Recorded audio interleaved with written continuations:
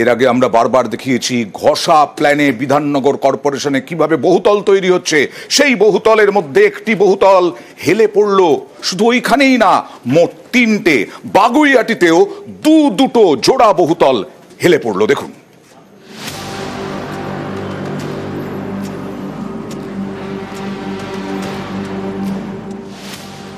একই পুরসভার দুটি ওয়ার্ড, 23 নম্বর এবং 3 নম্বর, এই দুটি ওয়ার্ডে হেলে পড়েছে 3টি বহুতল। বিধাননগর পুরসভার 23 নম্বর ওয়ার্ড, বাগুইআটির জগৎপুর নেতাজি পল্লী, এখানেই জোড়া বহুতল হেলে পড়ার ঘটনায় জোর শোরগোল। ছবিটা দেখুন, বাগুইআটিতে পাশাপাশি দুটি 5তলা বাড়ি, দুটি হেলে পড়েছে একে অপরের দিকে। স্থানীয়দের দাবি 7 থেকে 8 বছর আগে বহুতল দুটি তৈরি হয়, সম্প্রতি দুটি হেলে পড়ে। স্থানীয়দের অভিযোগ, দুটি বহুতলই তৈরি হয়েছে পুকুর বুঝিয়ে। এই জায়গাটা সব পুকুর ছিল, কিন্তু হেলে গেছে বিল্ডিংটা। হয়তো আমাদের করলে আমরাই আগে, আমাদেরই আগে দেবে। এটা কি জানিয়েছিলেন কাউন্সিলরকে যে এই বিল্ডিং? সবাই জানে, সবাই জেনে শুনে এই কাজ করেছে। এই জমিটা তো বিক্রি হবে না। পুকুরের উপর ভরাট করেছে এই জমি, পুকুর ছিল।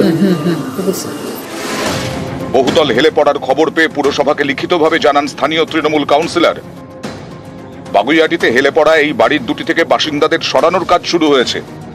এটা তো আমার অজান্ত ছিল, আমি জানতাম না, এগুলো আমার সময় হয়নি। তো আমি দেখবো আরো একটু পদক্ষেপ নিয়ে, আমি যাতে এরকম কাজ আর না হয় ওয়ার্ডে, আমি চিঠি করে দিচ্ছি, ইমিডিয়েট এটার একটা পদক্ষেপ নিচ্ছি। 23 নম্বর ওয়ার্ডের কাছেই 3 নম্বর ওয়ার্ড। বিধাননগর পুরসভার এই 3 নম্বর ওয়ার্ডেও বহুতলে বিপদ। নারায়ণপুরে হেলে পড়েছে 6তলা বাড়িটি। স্থানীয়দের দাবি, বছর 10 আগে তৈরি হওয়া বাড়িটি সম্প্রতি হেলে পড়ে। এই বাড়ির বাসিন্দাদের সরানো হয়েছে।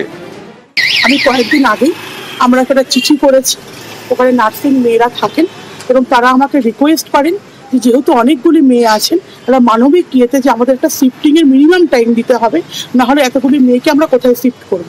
এবং তারা সেই টাইমটা নিয়েছেন। আশা করি আমাকে 1-2 দিনের মধ্যে ওটা শিফটিং হয়ে যাবে। আমার কর্পোরেশনকেও জানিয়ে দিয়েছি, আমি পুনরায় কর্পোরেশনে আবার বলবো এটা খুব তাড়াতাড়ি ব্যাপারটাকে ডেমোলিশটাকে করবো। বাঘাযতীন, কামারহাটি, ট্যাংরা, একের পর এক জায়গায় হেলে পড়া বাড়ি। এবার তালিকায় বিধাননগর। অনুপ চক্রবর্তী, নিউজ 18 বাংলা। এবার তালিকায় শুধু বিধাননগর নয়, বাঘাযতীন, ট্যাংরা, কামারহাটির পর এবার বেলেঘাটায় কার্নিশ, আরেকটা আবাসনের কার্নিশের মধ্যে ঢুকে গেল। দেখুন সেই ছবি। বেলেঘাটাতেও এইভাবে বেআইনি নির্মাণ, এবং সেটাও হেলে পড়ল।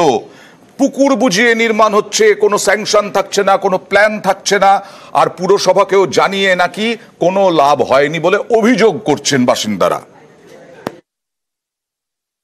আমাদের তো 6 বছর।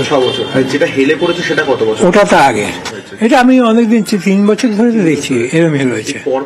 আমি ওদের জিজ্ঞাসা করছি যে আপনাদের কি বিল্ডিং এর নিচে কোনো ফাট ধরেছে? তো বলছে তো কোনো ফাট ধরে, হেলে রয়েছে, সবাই দেখতে পাচ্ছে। ওপেন, নিশ্চয়ই আতঙ্ক তো থাকবেই। আজকে না হয়নি, কিছু কালকে হতেই পারে। যারা উপরে আছে এত দুশ্চিন্তায় আছে। না, আমরা জানিছি কর্পোরেশনের, সেটা হেলে পড়ার ব্যাপারটাই জানানো হয়েছিল, কাউন্সিলরকেও কপি দেওয়া ছিল।